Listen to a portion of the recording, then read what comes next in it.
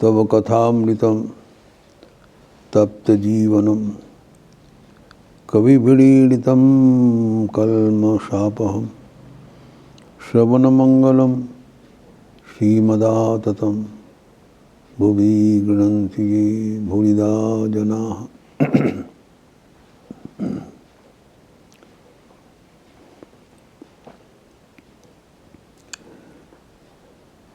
मानसिक तप का चर्चा हो रहा था, जिसके प्रथम अंग है मन की प्रसन्नता। अगर हम मन को प्रसन्न रख सकते हैं तब हमारे जीवन में आनंद का कोई कमी नहीं रहेगा। हम देखे हैं, अगर अशांत रहे तब मन में आनंद का लेश नहीं रहेगा। अशांतस्य कुतः सुखम। तो हमें देखना पड़ेगा, ऐसे ही हमें मानसिकता होना चाहिए, मेंटल एटीट्यूड, ताकि हम सदैव प्रसन्न रहें।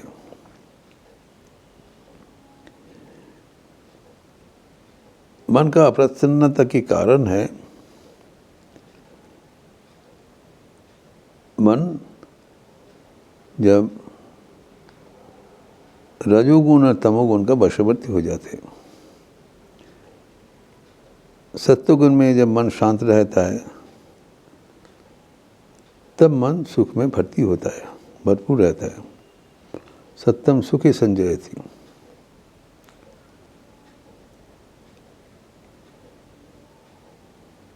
हमें ऐसी कर्म करते हुए मानसिकता रखना चाहिए ताकि मन सदैव कर्म करते हुए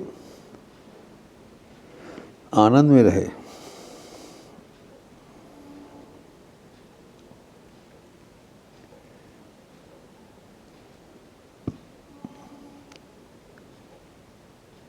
कर्म करते आनंद रहने का रहस्य है, मन में रहने का रहस्य है कि वास्तव को ग्रहण करना, स्वीकार करना। वास्तव में क्या है? ईश्वर ही करता है, हम करता है।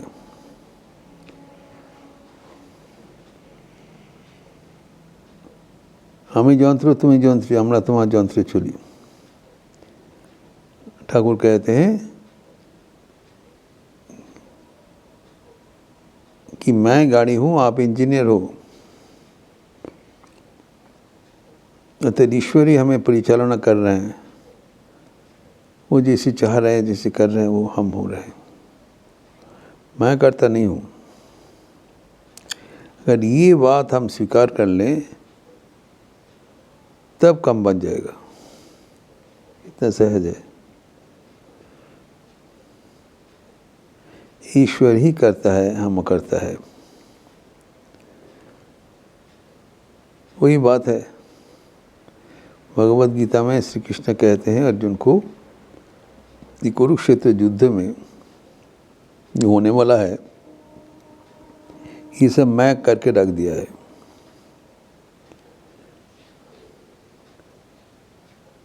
मयेव नियता पूर्वमेव निमित्त मात्र भव सभ्य साचिन। मैं इन लोग को पहले ही मार चुका हूँ। आप एक दिखावटी के लिए या आप ही इसको हत्या कर रहे हो, इसको विनाश कर रहे हो, और करते हुए आप इसका सुजश ग्रहण करो, जबकि इसमें तुम्हारा कोई हाथ नहीं है। श्री कृष्ण को अर्जुन को बोल रहे हैं। अर्जुन का जो युद्ध के पहले तनावयुक्त हो गए, भयभीत होकर रो रहे हैं।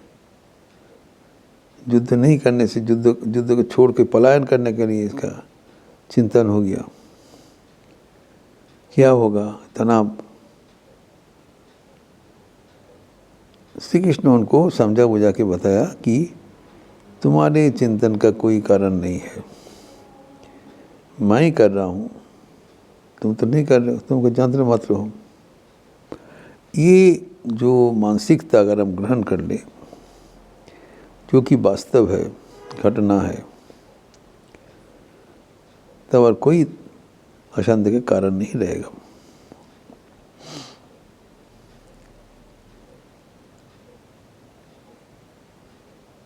जब मैं करता हूँ, मैं कुछ कर रहा हूँ, तब मैं थक जाते हैं एवं जो काम कर रहे हैं उसका जो फल होगा, तो मेरा किया वो कर्म है, फल हमें भुगतान करना पड़ेगा। इसीलिए भी चिंतन होता है, तनाव होता है। अगर हमारा कर्मों के लिए हम ठीक से कर नहीं पाया तो उसका फल हमें झेलना पड़ेगा।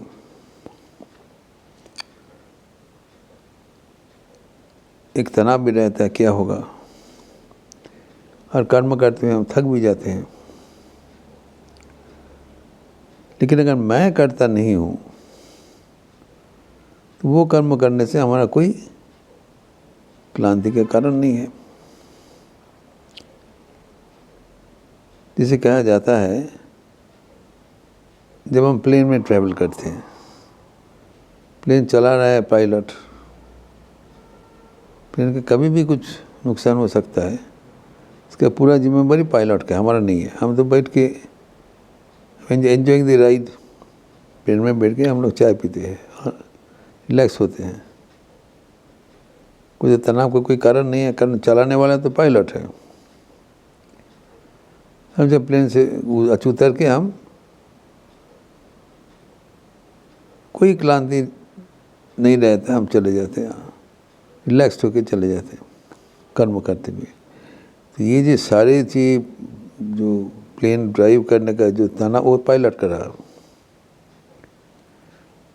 ही gets tired, we are not tired, we are relaxed. तो वैसे ही हमारा जीवन का जो पायलट है, वो अगर स्वयं ठाकुर है तो हमें चिंतन का कोई कारण नहीं है। हम कर्म करते रहे ये विश्वास से ठाकुर हमें परिचालना कर रहे हैं।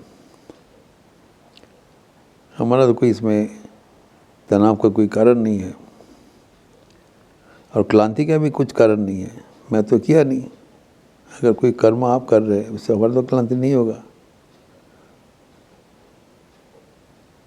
तो ये जो कर्म किया है वो तो मैं नहीं किया, मैं यंत्र मात्र थे। ठाकुर ही करता है तो फलश्रुति उनका होगा। अच्छा बुरा जो कुछ रिजल्ट होगा उन्हीं का होगा।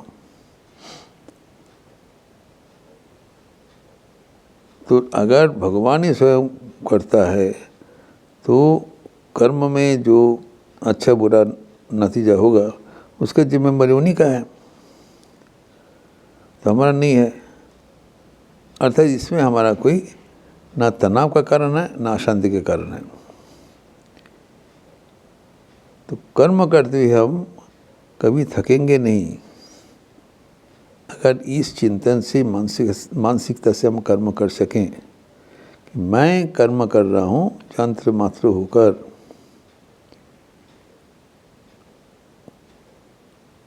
कर्म कराने वाले एक परमात्मा है। तो अर्थात हमारा कर्म में कभी हमारा तनाव या क्लांति नहीं आएगा। तीसरा, मन सदैव आनंद में भरपूर रहेगा। कैसे? अगर आप जो फ्लाइट में ट्रैवल कर रहे हो उसका पायलट स्वयं ठाकुर हो जाए तो कितना आनंद की बात है। तो जितना समय आप ट्रैवल करेंगे उतना अच्छा रहेगा। अर्थात भगवान को अगर हम जीवन में प्रतिष्ठा करें, वही हमारे हृदय की देवता है, वही हमारे परिचालक है, और हमारे जो कर्म है कर्म का पूरा जिम्मेदारी उन्हीं का है। और कर्म करते समय यद्यपि भगवान हमें परिचालना कर रहे हैं तो कर्म करते समय हम सदैव ईश्वर के साथ साक्षात संयुक्त रहेंगे। इसलिए मन भी आनंद से भरपूर हो जाता है।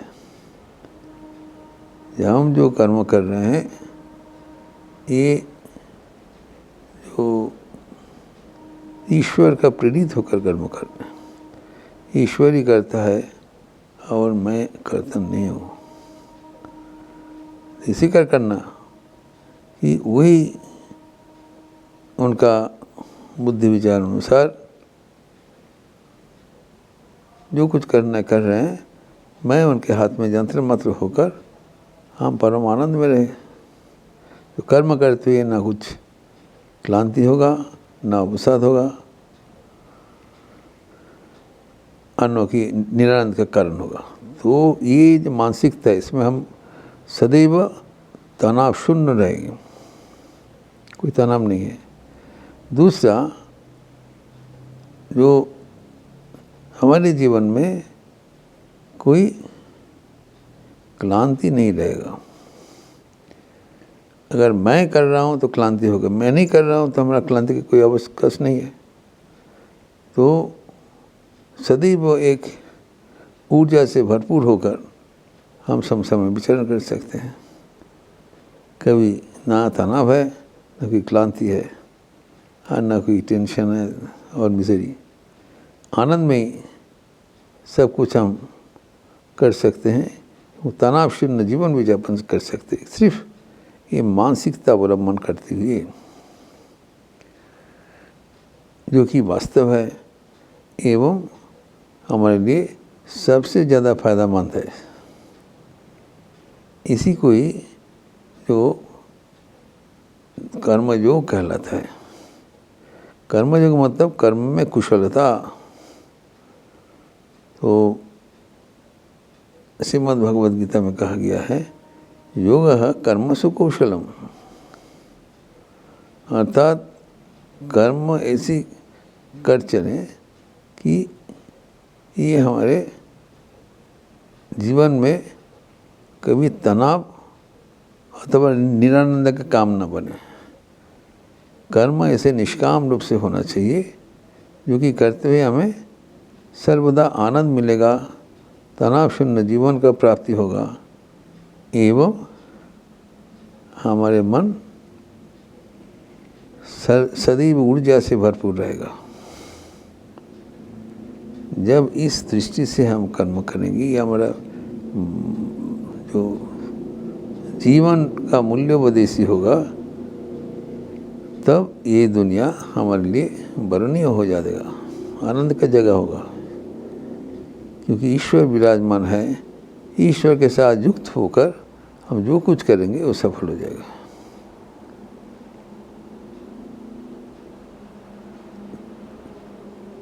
तो ये जो मन प्रसादक जो बताया, ये मन को शांत रखने का ये एक उपाय है।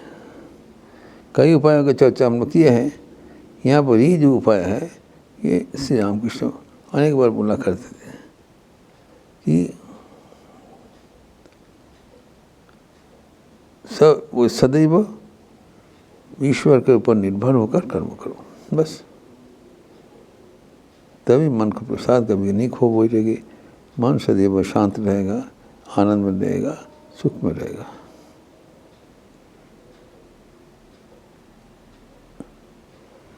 ओम शांति शांति शांति।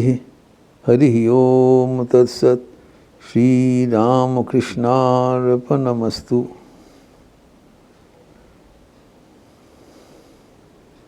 अच्छे रहिए, स्वस्थ रहिए, आनंद में रहिए। नमस्कार।